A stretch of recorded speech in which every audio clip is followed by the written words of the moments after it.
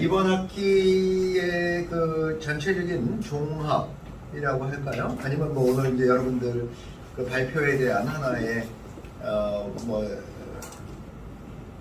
일종의 하나 뭐 이제 기조 그런 내용이라고도 볼 수 있겠는데 사실은 이번 학기에 우리가 다루었던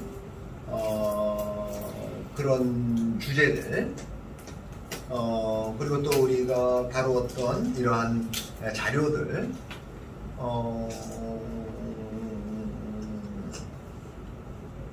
우리 가톨릭 전례를 이해하는 데 있어서 가장 그 골조가 되는 그러한 문헌들이고 또 그러한 내용들인데 항상 그 공부에 있어가지고 특히 서양 친구들 그 공부에 있어가지고는 제일 중요한 게 비블리오그래피, 그러니까 참고 문헌. 어떤 책들을 이 코스를 하기 위해서 어떤 책들을 봐야 하는지 하는 그것을 비블리오그래피라고 이야기하고, 그 다음에 실라부스, 어떠한 아젠다를 가지고 어떠한 주제들을 다루면서 이제 접근을 할 것이냐라고 하는 그래서 이제 굉장히 중요한 그런 부분들이고 그렇기 때문에 2학기 때도 다 이어지는 그런 부분들입니다. 미사경고 총지침도 그렇고 독서몽 수칙도 전례 헌장도 그렇고 다 이렇게 이어지는 그런 부분인데 적어도 이제 우리 1학기 때 우리가 다루었던 부분은 거기에서 더 기초가 되는 그런 부분들이라고 볼 수 있고요. 특히 독서 목록에 관계되는 그 부분은 우리 여기 전례단 부분들은 지금 우리가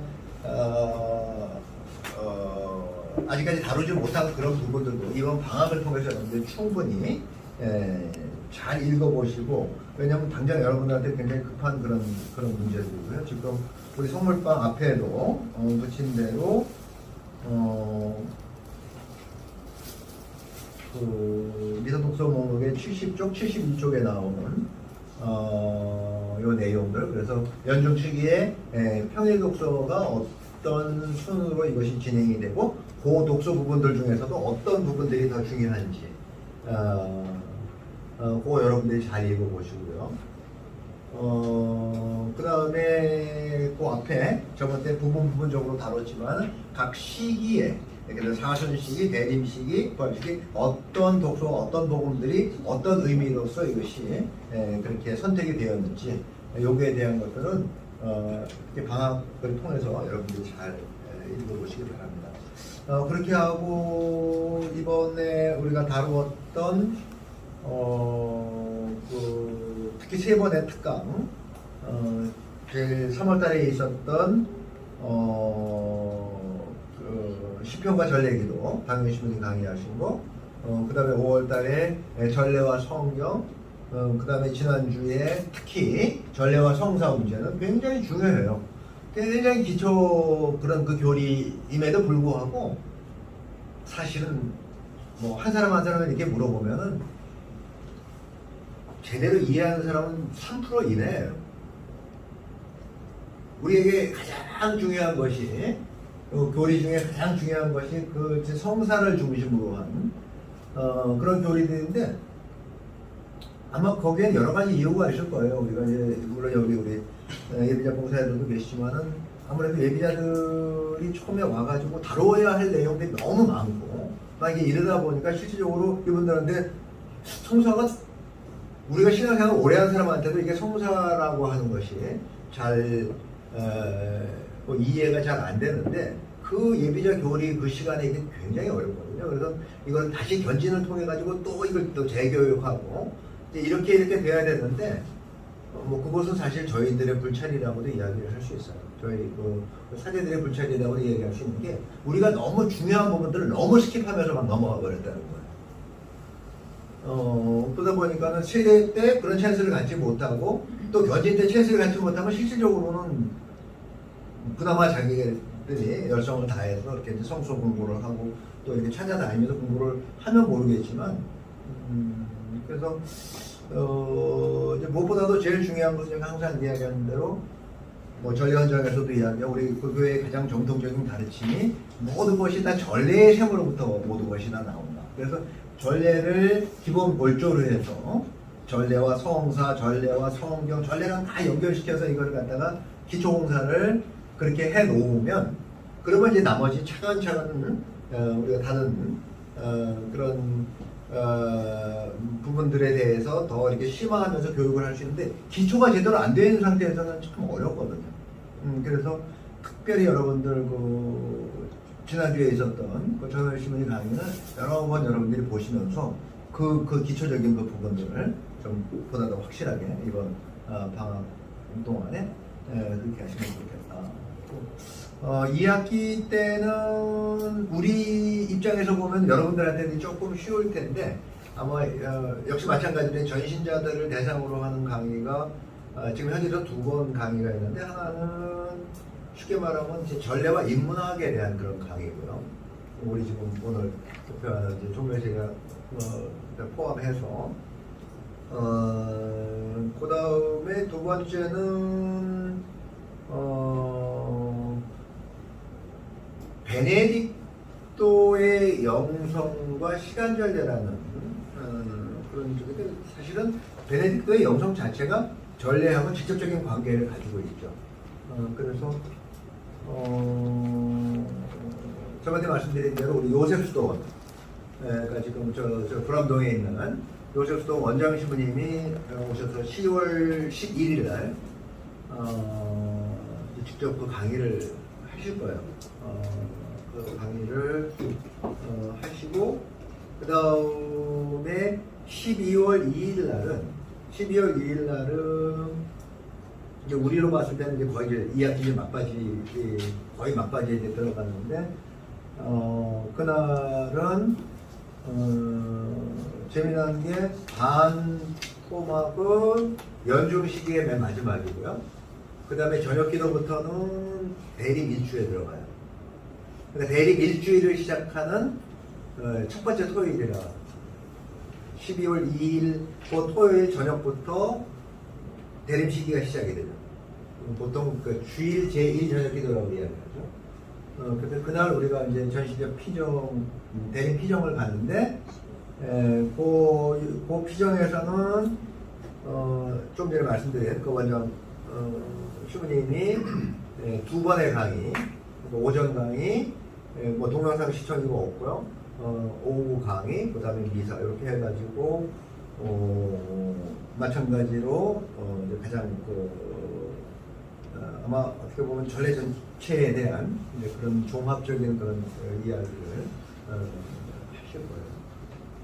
근데 이 학기는 이제 그렇게 구성이라고 아까 말씀드린 대로 지금 우리가 이번 학기에 공부했던 거기에 연장선상에서 미사경고 총지침이라든지 독서모음 지침이라든지 이렇게 계속해서 공부를 하게 됩니다. 8월 30일 날 2학기가 개강이 되고 여러분들의 수강료는 그때 다시 내셔야 돼요.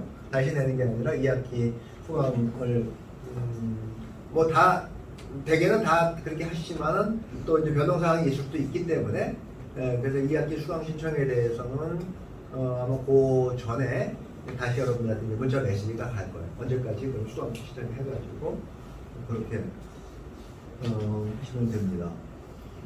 그래서 간략하게만 말씀드리면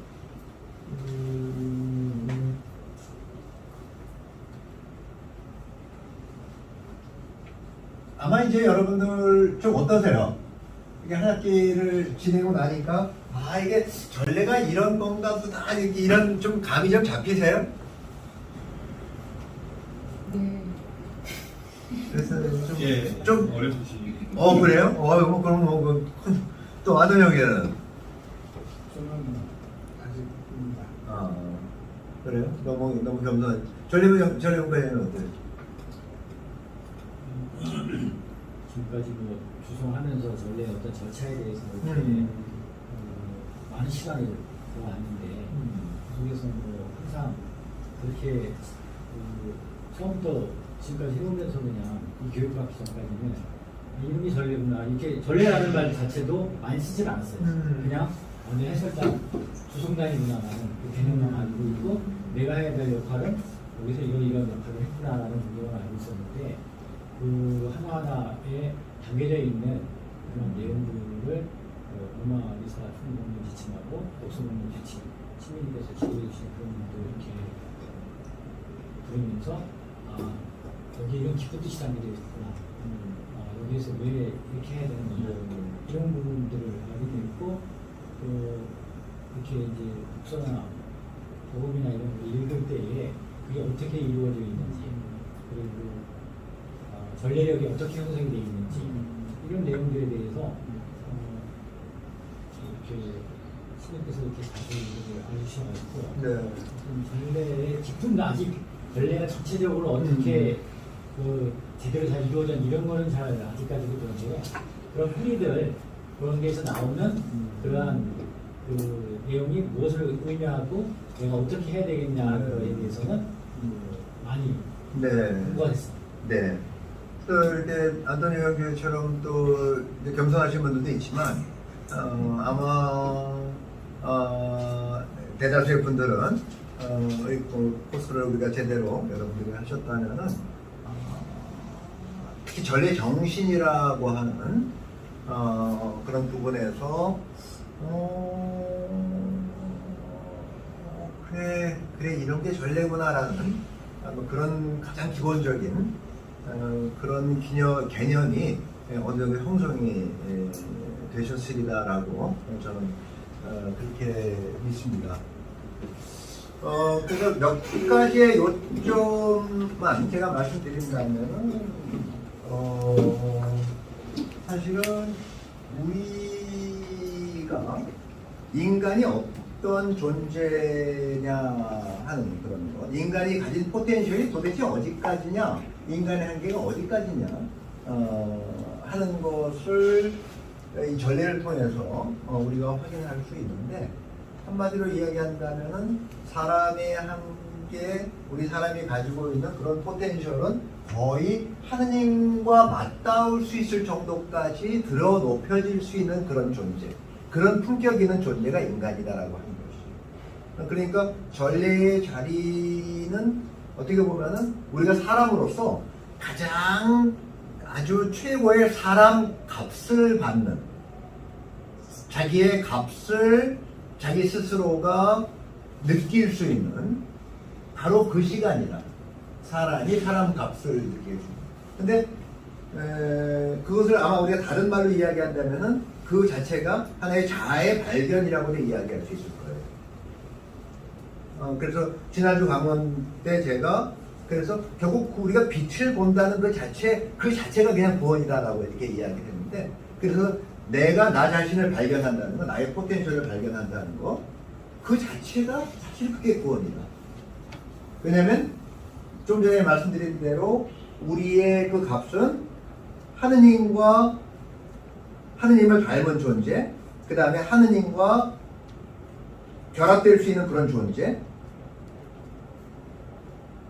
그래서 하느님과 영원히 함께 있는 그런 존재라는 것을 우리가 인식하는 그런 것이기 때문에 그 자체로서 바로 그 상태, 그것을 우리가 깨우쳤다라고 하면 그 자체가 뭐 불교식으로 얘기한다면 그게 뭐 열반이라고도 이야기할 수 있겠고, 그 자체가 바로 구원이고 그게 바로 부활의 삶이다.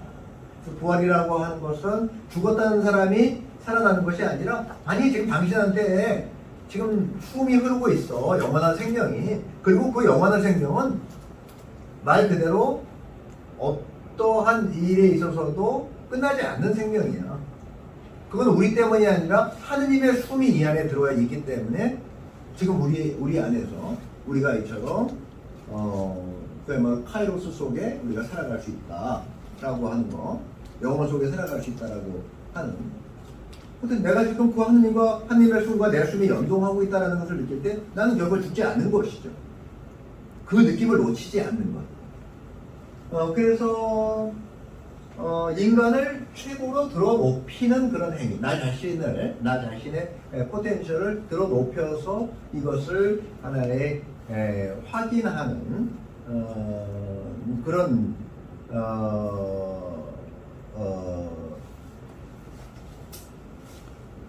표징으로서의 전례를 이야기할 수 있는 거죠. 그래서 그런 면에서 우리가 예라고 하는 것, 전례를 이야기할 때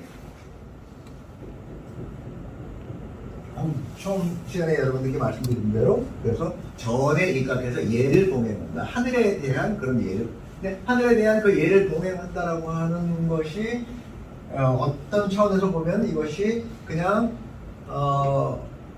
하나의 질서 정도로만 보일 수도 있지만 이 질서는 그냥 단순한 질서가 아니라 아까 말씀드린 대로 하느님과 하나가 되는 그런 질서를 의미합니다.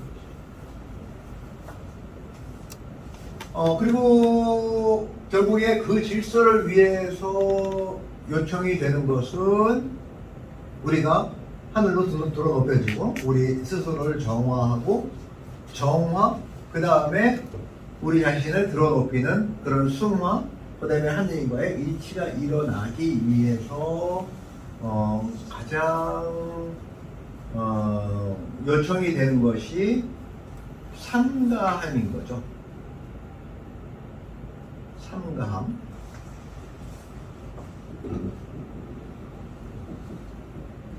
뭐 절제라고도 이야기할 수 있고 희생이라고도 이야기할 수 있고, 그러니까 그냥 정신만 따라 올라가는 것이 아니라 결국에는 그 하늘로 우리 스스로가 하늘을 향해서 정화되고 승화될 수 있기 위해서는 우리 스스로에 대한 이 삼가함, 공자는 분명히 그 삼가함에 대해서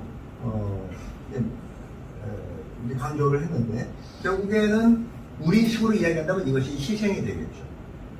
그래서 가장 우리가 이 모습에서 볼 수 있는 것이 우리가 바치는 전례, 특히 전례 가운데에서 성찬이라고 하는 그 전례 자체가 하느님,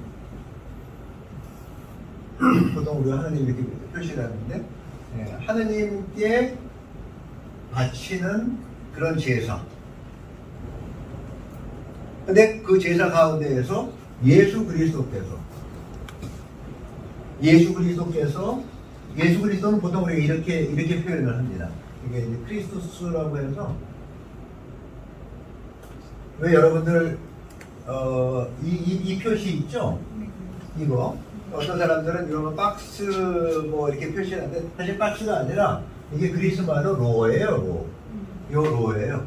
요 두 글자가 합쳐진 거예요. 크리스토스라고 하고 여기 로가 있어가지고, 그래서 예수님을 표현할 때는 우리가 보통 이렇게 표현하고, 아니면 테오스라고 표현하는데, 그래서 이 제사는 성부 하느님께 바치는 그런 제사고, 그 제사를 바친 그 제관은 예수 그리스도시라는 거예요. 근데 당신 자신이 제관이시면서 당신 자신이 제물이 되신. 그래서 지난 시간에 말씀드린 대로 예수 그리스도를 대리하는 사제가 있고, 저희 같은 특수 사제들이 있고, 그 다음에 하느님 백성이지만 이 백성은 뭐라 그랬죠? 임금의 사제단이라고 이야기했죠. 임금의 사제단. 여러분들이 임금의 사제단인 거죠. 그래서 그리스도를 우리가 앞장 세우고, 그 다음에 사제, 그 다음에 우리 모두가 하느님을 바라보면서 하느님께 바치는 그런 제사. 역시 마찬가지로 그렇기 때문에 그리스도가 당신 자신을 완전히 희생 제물로 봉헌하신 것처럼 우리도 이러한 삼가함과 절제를 통해서 우리 자신을 하느님께 봉헌하는, 바로 이 도식이라고 이야기할 수 있습니다. 그러니까 공자는 그냥 단순한 하나의 질서의 차원에서 얘기했는데, 우리가 받을 때는 아니야, 이게 이제 그 질서 정도로 끝나는 게 아니라 우리가 믿는 우리의 신앙과 그 유교적인 그런 차이를 우리가 이야기하는데, 아니야, 우리는 하느님과의 합일이야. 이제 인간이 거기까지 들어놓겠잖아요. 그런데 여기서 중요한 거는요, 공자도 마찬가지로 여기도 마찬가지인데, 얘와 뭐가 중요하다고 했죠? 악이 중요하다고 했죠. 그래서 우리를 들어 높이는 것도 중요하지만 함께 어우러지는 거, 우리가 함께 바친다라는 공공체들. 그래서 이게 뭐 즐거운 락이라고도 이야기할 수도, 음악할 때도 악이지만, 그래서 예와 악이라고 하는 거예요. 예가 수직적인 질서라고 이야기를 한다면 악은 수평적인 거예요. 악은 좋아해요. 그래서 하느님과 나와의 관계, 지금 내가 하느님과 일치되는 이것도 되게 중요한 가장 오늘 첫 번째로 우리가 하느님을 향해서 우리 자신을 더 높이는 그런 것이지만은 동시에 중요한 것은 우리가 하나가 되어서 하느님의 백성이 하나가 되어서 그러니까 둘이나 셋이 내 힘으로 비는 곳에 내가 그 자리에 있겠다는 말씀은 그래서 전례 현장에서 얘기하는데 그건 전례를 두고 하는 이야기다. 1차적으로 우리가 그렇게 이야기를 하는데 그래서 하느님께서 바라시는 거는 내가 한 사람이 와가지고 하느님 이걸로 끝나지 않는 이걸로 완성이 되지 않는다는 거예요. 이게 필요하다는 거지. 공자도 똑같은 이야기를 합니다. 근데 그래서 이제 지난주에 전하루 신부님도 이야기를 하셨지만 그래서 모든 백성이 하느님의 백성이 하나의 그런 그 구심점을 가지고 하느님께 비는 그런 행위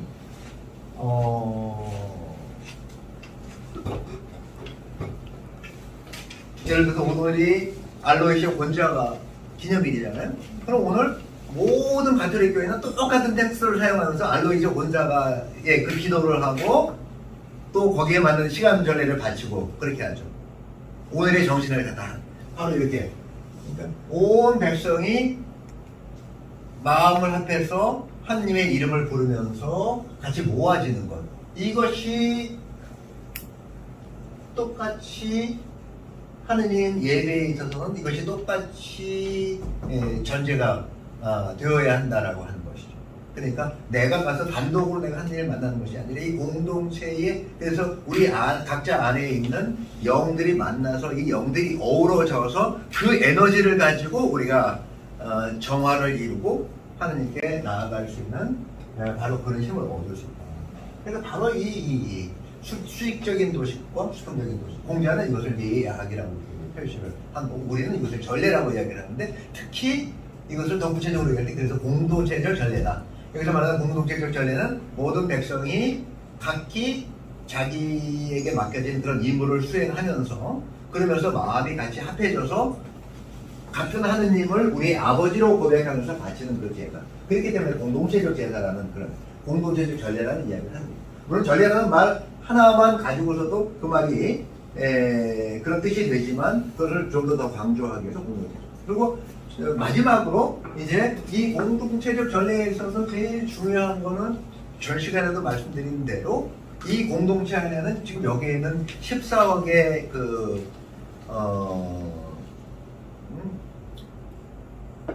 우리랑 지금 함께 살아가는 그러한 사람들만의 영이 있는 것이 아니라 이미 가톨릭 교회 안에 머물렀던 우리의 선조들, 그 다음에 천사들, 그러니까 우리 천사 만군이라고 이야기하죠. 성인들이 함께 하느님 아버지를 찬미하는 그런 제사. 그래서 지난 시간에 얘기한 대로 바로 상투스가 그 부분이라고 이야기했죠. 그래서 상투스 노예를 부르면서 다 이제 천상 만군들이 다 그때 내려오시고, 그래서 그 야외 대전에서 하느님을 찬미하고 천사들이. 그러면서 상투스의 후반부에서는 뭐예요?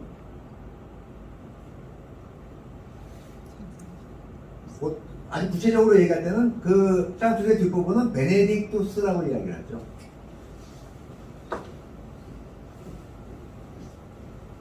베네딕투스라는 말은